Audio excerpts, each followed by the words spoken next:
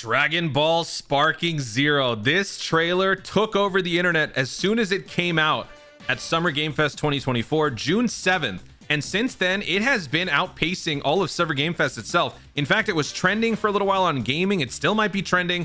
I mean, this game is just what every Dragon Ball gamer has been waiting for. So this video is just going to be going over all of the news that we have learned since this trailer's release. I haven't done a news breakdown video yet on the channel, but it was only a matter of time because as the game gets closer and closer towards its official release date, which is October 11th, 2024, I thought that this would be a great opportunity to get started and discuss some of the things that we've learned in this trailer.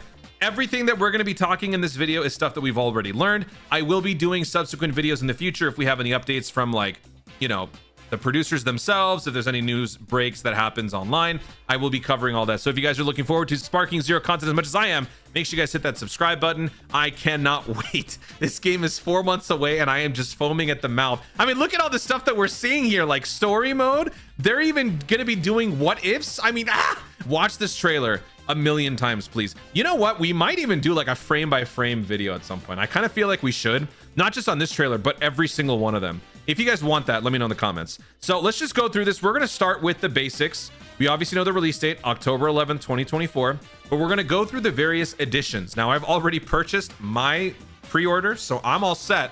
But if you guys are still new to this, and you might want to consider picking up this game in a, you know, sort of capacity that you might want. Is it standard edition? Is it collector's edition? Is it the ultimate edition, deluxe, whatever? So let's just go through all of these.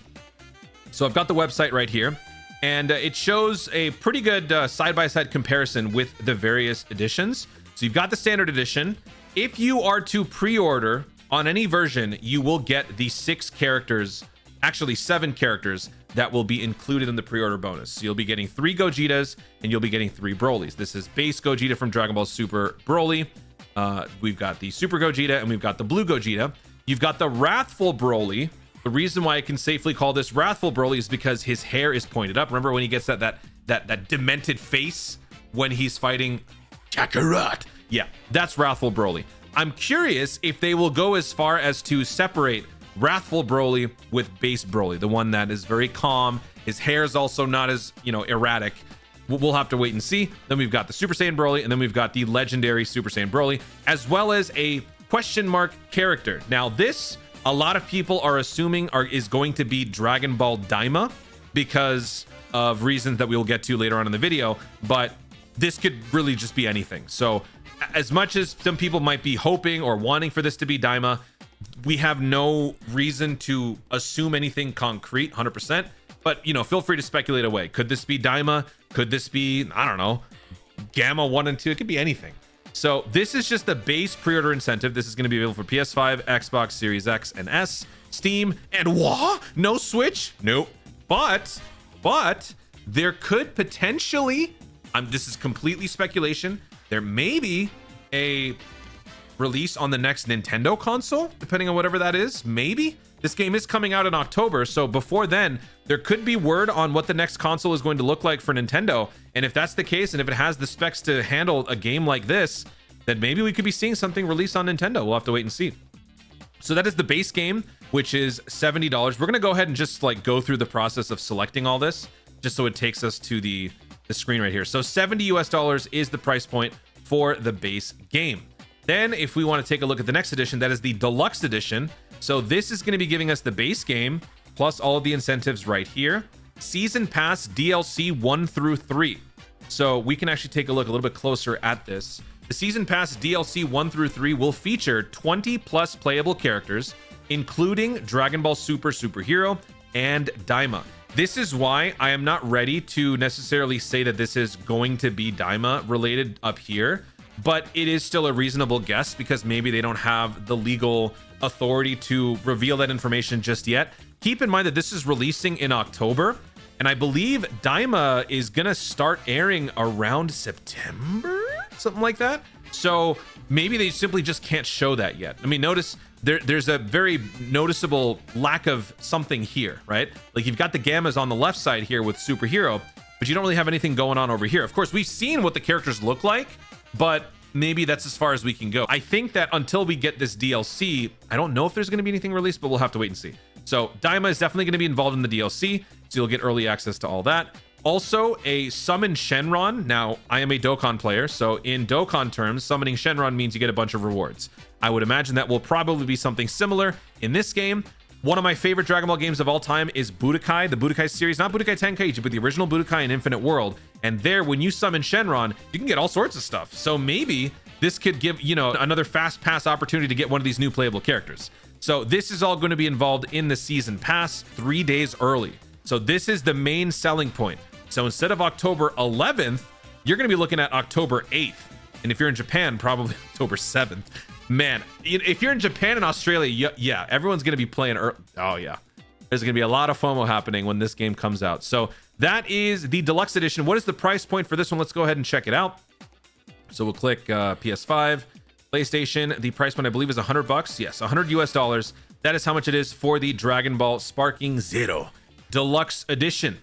Moving on now, let's take a look at the next edition. This is the Ultimate Edition. I will tell you that I have purchased this myself on the PlayStation Store. We will get to the console wars in a bit, but I have purchased this one. So compared to Deluxe and Standard, there's a whole lot more to take a look at here. So first of all, we got the base game. We've got the Ultimate Upgrade Pack. So Goku Super Costume with the Power Pole. Emote Voice Set. So okay, as a Smash player, this to me screams show me your moves. Like I could totally see this being spammed during PvP, ranked PvP, which by the way, there will be day one, according to the interview that we'll get to in a minute. One customization item, Ultimate Edition bonus, summon Super Shenron. So it's not just Shenron, but Super Shenron. We'll take a look at the graphic in a second. Season Pass DLC 1 through 3. Season Pass bonus, summon Shenron, early access. So here is the Ultimate Edition. And yeah, so everything mentioned before. And then here is the extra Ultimate content. So Goku costume, so some cosmetic stuff. Emote voice set, one customization item, 2 player card backgrounds. So this might be something that players might not feel as necessary because this is more superficial, which I can agree. So as far as, you know, buying it solely for the customizational stuff, it really just depends on what kind of a spender you are. But I feel like this is probably a bigger selling point. The Super Shenron is definitely, whatever you get from the regular Shenron would be probably tenfold from this one. So for me, this was enough. This was enough to get my attention. So I went ahead and I pre-ordered on the PlayStation Store this because there is no way I am waiting for a physical copy to be shipped to my home. Because that would take forever. So the price point for the Ultimate Edition is, let's go ahead and click on this one. We have $110, so 10 extra US dollars for the Ultimate Edition. Now let's take a look at the biggest edition of all, the Premium Collector's Edition. So we've got the base game, we've got the Ultimate Edition Upgrade Pack voucher codes. So everything that we've had before, all in this little bullet point right here. A lenticular card, Dragon Ball Sparking Zero exclusive diorama, exclusive cards, a steelbook, and metallic bookmarks. So what does this basically mean? This means that you are buying the extra, the extra price comes from all of these additional items that you are receiving outside of the game. As far as the game content is concerned, you are covered with the Ultimate Edition, but the Premium Collector's Edition gives you all of these exclusive items while supplies last. I don't know how fast this is going to go. By the time you're watching this, it might already be gone. But if you are someone who likes to have these sorts of figurines, diorama statues, this is the edition for you. And it surges the price considerably. I will tell you from personal experience, I am a minimalist. I don't typically buy these sorts of things, but this is the first time that I've ever considered actually picking something up. But let me go ahead and show you the price point after we just take a look at these. The steelbook looks beautiful. Take a look at that. Goku and Vegeta facing off. The bookmarks, I think, actually probably have my attention the most. Also, can we just take a moment? Look at the cover. Look at the cover. I will admit, this does look fake. It looks too good to be true. I do understand that. I saw some people comment on my community post because I definitely said I will be covering Sparking Zero content. And I saw some of the comments, man, this looks fake, bro. I get it. It really does. It really does. You get to see full power Super Saiyan Broly. You got full power Jiren. You got Royal. Oh, look at that shine on Vegeta. Oh, that looks so good. UI, you got Trunks. I do wish that the Frieza was golden Frieza, but still, the metallic bookmarks I think is the coolest one for me. And then also exclusive playable cards from the Dragon Ball Super card game, Fusion World. This is what you're getting from the collector's edition. Oh, and then by the way, you've got this. You've got full power Super Saiyan Broly versus Migote no Goku. 264 by 174 millimeter diorama. Now, this might just be two random characters to you, but to me, there's a little bit more meaning to this. Recall, in this game, they are going to be doing what ifs, reclaim new possibilities. And also, keep in mind that this happened during the Dragon Ball Super Broly movie. Something that everybody took exception to and almost broke everybody. Look, I mean, look at that. Look at that right there, okay? That is not an accident. That happened, all right? And that was a nod to every Tournament of Power fan who saw what happened in the events preceding Dragon Ball Super Broly. So I think that this is not only just some diorama, but this is also a window into the future where we will see what happens when Goku goes Ultra Instinct versus Broly. That's what I think that this really means, which is awesome. I mean, the possibilities are going to be endless, but that is why this is extra significant for me and why I am actually going to be picking this up. I have never, ever purchased a collector's edition for anything before. I am a minimalist, but this, I have broken my oath. So what is the price point for all this? You are spending the extra money for all of that fanciness. What are you going to be spending for that? Keep in mind the Ultimate Edition, which is the most amount of digital content that you'll be getting, is $110 US. The price point for this one is $230. And then shipping and all that extra stuff will bring it to maybe closer to like $280 US. But that's how much this is. So if you are someone who is considering picking all these up, then do it fast. I sound like a salesman. But I'm just bringing the information. So there you go. That is all of the news on the various versions. I do want to point out one thing. There is a slight difference between the global and JP launch of the game, and that is apparently that the Ultimate Edition or the Premium Collector's Edition on the Japanese version is going to also include some extra songs, but this will be available for separate purchase worldwide on October 11th. Now, whether or not you're okay with that, that is unfortunately how it's going to be. It's probably some licensing thing or whatever, but yeah, so that is one of the major differences between the two versions. I don't believe it. I think there's a couple of additional minor things, but this is the major one. So that is it for the various versions. Now let's go through the actual nitty-gritty details that they have shown on the website. The key features to Dragon Ball Sparking Zero. Make yours the destructive power of the strongest fighters ever to appear in Dragon Ball. Dragon Ball Sparking Zero takes the legendary gameplay of Budokai Tenkaichi series and raises it to whole new levels. Dragon Ball Sparking Zero has an incredible number of playable characters, each with signature abilities, transformations, and techniques. Unleash the fighting spirit within you and take the fight to arenas that crumble and react to your power as the battle rages on. This is something that even the producer of Sparking Zero mentions in the recent interview with GameSpot, where they were talking about how this is going to be a next-gen console release only, and they were discussing reasons as to why that is. And then they mentioned how the environment will be interacting with the nature of your power-ups, your attacks and whatnot, even as far as something as minor as the blade of grass being adjusted, the weather changing, things like that. So yeah, they are going all out with this game in terms of visuals, in terms of everything. Unreal Engine, I mean, they are not pulling any punches here.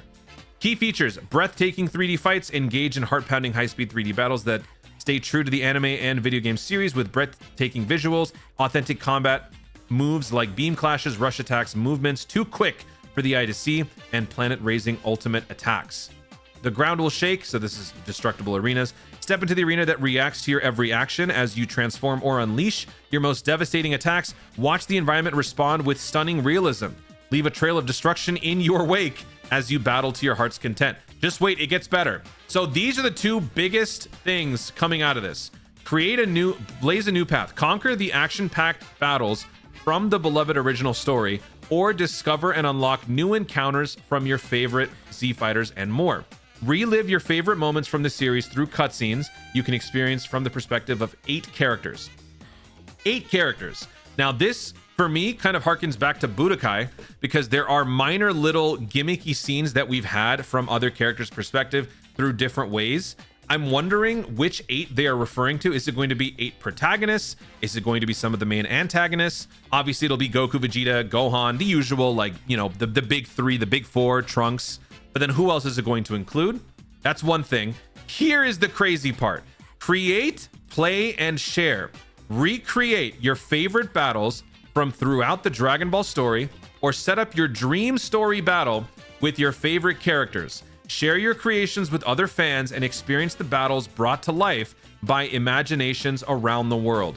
So they are not only taking the what if factor, but they're amping it up to 11. You get to choose how it happens and you get to share it. Do you know how much content that is? I can tell you, as a Dragon Ball fan with so much injustice towards my boy Vegeta, the first thing that I will want to see, I can tell you right now, a couple of things. Number one, what if Vegeta went Super Saiyan against Frieza in the Namek arc? Another thing I want to see, what if Vegeta actually killed Frieza in Resurrection F? Probably not a whole lot. Also, what if Vegeta wasn't stopped by his own ego and he killed Cell? Everything Vegeta related I want to see. There's just so many things. Let me know in the comments down below one scenario that you have been dying to find out. What if? What if this happened? What if that happened? What if future Gohan went beast? I don't know. What if Trunks went beast? What if Trunks saw Gohan? I'm gonna make myself cry. What if Trunks saw Gohan dead on the ground and then he went beast? That's my favorite movie. Sorry. What if Trunks went beast? All right, just give me some crazy scenario that you've always wanted to know. Let me know in the comments. I would love to see what all these what ifs scenarios. We might do another video on that, actually. That's a pretty cool video idea. Also, rivals that make you stronger. So before now, there was this whole saga on the PlayStation Store where they were showing information regarding the game. This was before the trailer even came out. People were going crazy over the fact that it first said 1 player, then it changed to 2 players, then it changed back to 1 player after like 5 major creators dropped a video saying, breaking news, the game has co-op, and then they changed it. I'm convinced somebody working at PlayStation was watching this and just trolling. But get this, challenge other players online to test your skills, or sit down with friends offline to hone your skills exclusively in the hyperbolic time chamber. Fight your way to become a champion across various tournament modes and victory conditions. Offline PvP, baby. Couch co-op is here. They are bringing a classic back. So this officially confirms it. There is no doubt anymore. There can be no doubt. We are in fact getting offline couch co-op, which is awesome. Not co-op, but you know, offline 2-player. That's what I'm saying. So this is just incredible news. So this right here, I mean, if you still weren't sold, this should sell you. But then there's more. There's even more news, if you can believe it. Oh, and by the way, I found the Bandai Namco JP website. This is the graphic for the extra edition where they have the additional background music. That's what this is right here. So the worldwide release will have this in a separate capacity that you can purchase. But now let's move on to the additional news. So I did a poll where I was asking what platform people were going to be playing on. I think in general, PlayStation is the answer for most people. As of right now, there is no crossplay, sadly. I'm not a tech head when it comes to Xbox and Steam, but is there not like cross-network play between those two? Hopefully this is something that is changed in the future. I will mention that there is one game in particular that did not have crossplay, but its entire player base is hinged on finding a decent amount of players to play with. And that was Dragon Ball The Breakers. I love that game, but the problem with that game is, considering how many people want to play as the Raider versus the Survivor, there was this massive imbalance, especially early on. It created a massive problem in the gaming population because there just weren't enough players on each individual platform, but they were just fragmented across Steam, Switch, and PlayStation. And so it caused just a massive queue backlog. People were just trying to wait and wait and wait, and it otherwise just wasn't received very well. So with that game getting crossplay eventually, that was huge for the game. And I think it's safe to say that that game got a massive second wind as a result. I do hope that something similar does happen for this game. I just don't think, you know, because it's not announced right now, I don't think that it means it's never going to happen. I think it will eventually happen, but I do hope that they keep that in mind. Speaking of, let's go over all of the specs here. So this is what we have as far as the spec breakdown. PlayStation 5, Xbox Series S and X, and Steam. I am going to be playing this primarily on the PS5. I am considering picking up another version for one of these two for some of my other friends. So, you know, comment section down below if you're going to be playing on Xbox or Steam. Again, I feel like both of these would be fine. Like, you could play between those two, but I don't know. So here are the specs here. What were we looking at mainly? So 4K HDR, everything is good. Enhanced support, obviously, you know, Steam has it. Frame rates, 60 FPS, that's good. Online features, number of players. So this is the cool part. Main game, single player. Tenkaichi Budokai supports up to 8 players. So this is in regards to a world tournament mode where you can play with up to 8 players. So there's gonna be like these little closed lobbies where you can conduct these miniature world tournaments, which I think is really, really cool. That is gonna add to the competitive aspect of this game. Online feature, paid service subscription, PlayStation Plus, Game Pass, Steam, nothing is needed. Number of players who can play offline with local communication. What? Incompatible? What does that mean? Offline multiplayer with up to 2 players is possible in oh, there you go. Okay.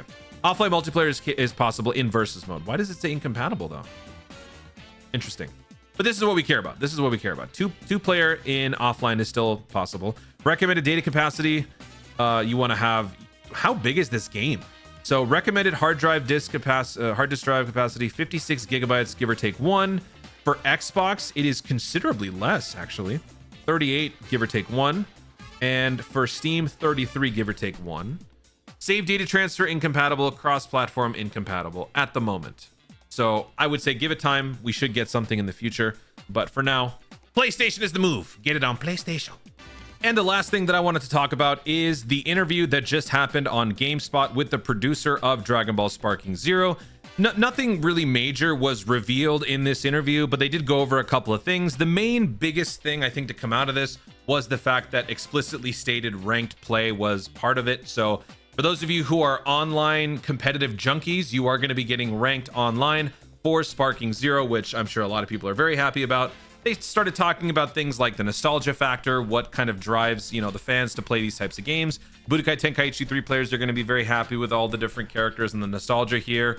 The episodic nature of the story narrative and all that stuff. They talk about the next gen nature of development, the Unreal Engine 5 being able to modify something as minuscule as I mentioned before as a blade of grass. They do go into detail about that. I do understand that it is a bit unfortunate for people who don't own the next gen consoles. I guess at this point, it's not even, we don't even call it next gen, it's just current gen, right? It's the last gen consoles that people are still holding on to, and understandably so. PS4, Xbox One. Unfortunately, that's just not something that is feasible anymore for the level of, you know, graphical fidelity and function that we want in games. So when a game is developed on new gen and old gen, it does limit how far you can go. Sometimes it could even be an entirely different experience. Case in point, you look at Mortal Kombat. I mean, Mortal Kombat, you should go Google Mortal Kombat Switch graphics comparison and you'll laugh. I mean, it's that bad sometimes. So, you know, the fact that they are developing solely on the new gen is obviously good for the experience on the new gen.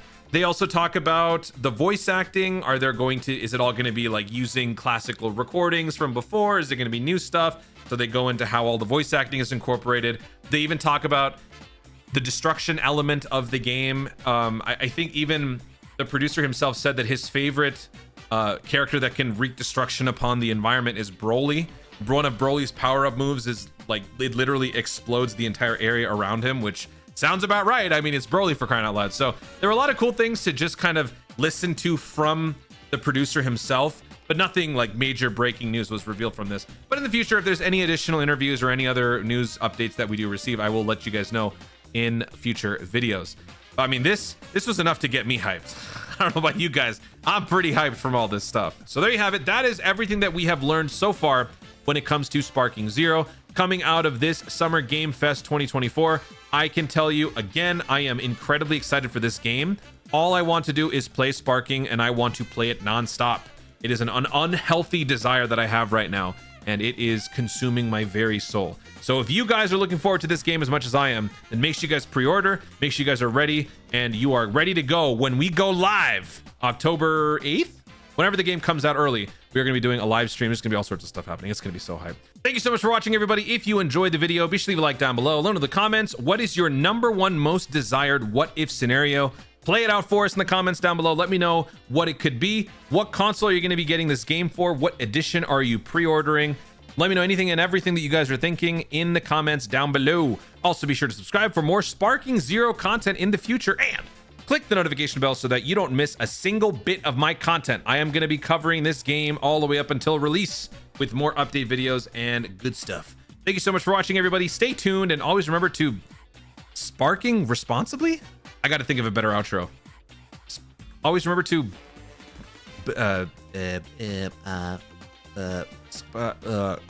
sparking responsibly. Goodbye.